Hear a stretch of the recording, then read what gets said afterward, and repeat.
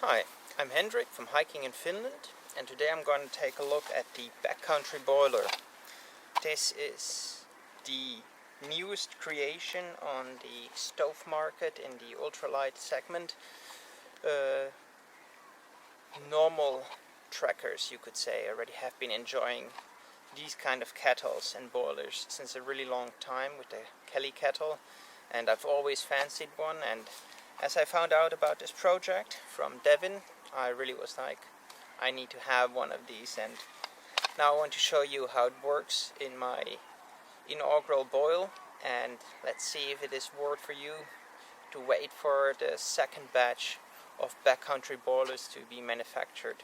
On the way here I already collected some wood. That didn't even take me any time because I picked it up while walking, and a piece of birch bark to start the fire in the backcountry boiler. So let's have a look. You have the pan, which will be the place for the fire, and then you have the boiler, which has a silicone stopper in it, and that's where you will boil water in and later on feed in more water and feed in the water and the wood.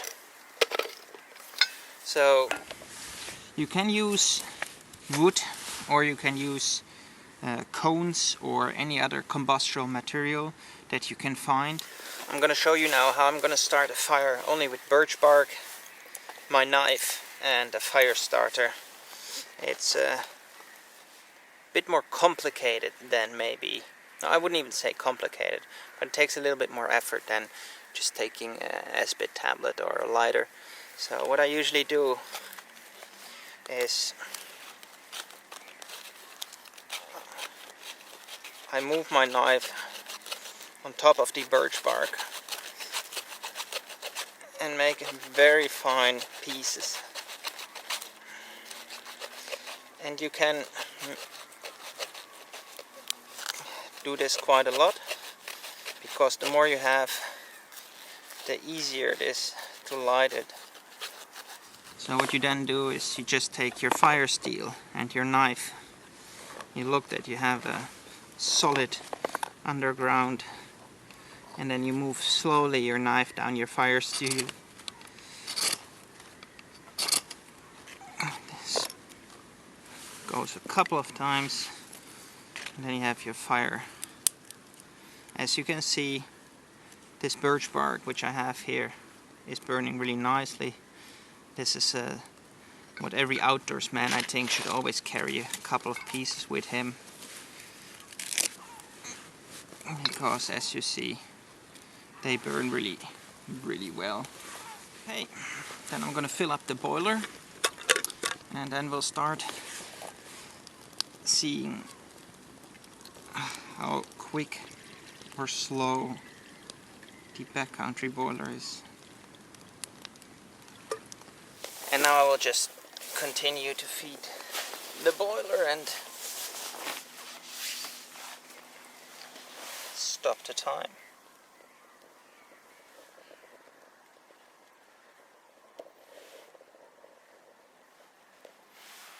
Okay, there we go.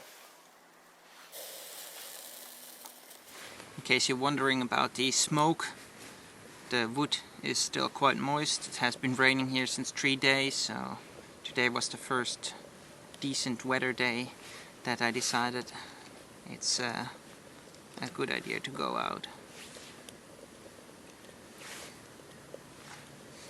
If you use proper dried wood, standing dead wood, then you should not have this problem. But again, it's a lovely smell of smoke, and your wives or husbands or girlfriends will certainly approve if you smell like outdoors.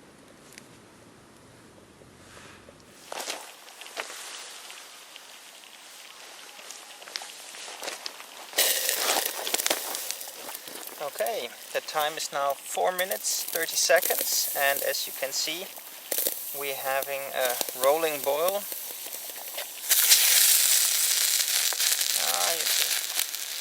We call that 2 flies with 1 slap.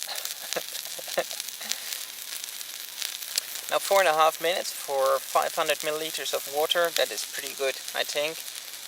really nice. I will just let this burn out quickly.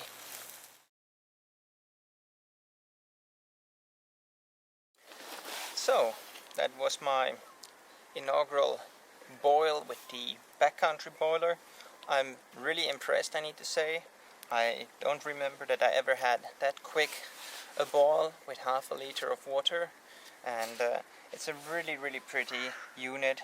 It's so easy to use. It is very small if you compare it to a standard 1 liter Nalgene bottle. You will see it is actually smaller than that, even as with the pan, as the pan inverts into the boiler unit from beneath. And that's it for today. But, and now comes the big but, you should check back in the future for another episode where I'm going to put the Backcountry Boiler against the M kettle to see who's the real boiler of all. I'm also going to pitch the Backcountry Boiler against the Bush Buddy and the Thai Tri Inferno and the Bush Cooker. So you really should stay tuned for future episodes. You might want to subscribe to this channel or subscribe, become a follower of the blog, because that way you won't miss any future episodes.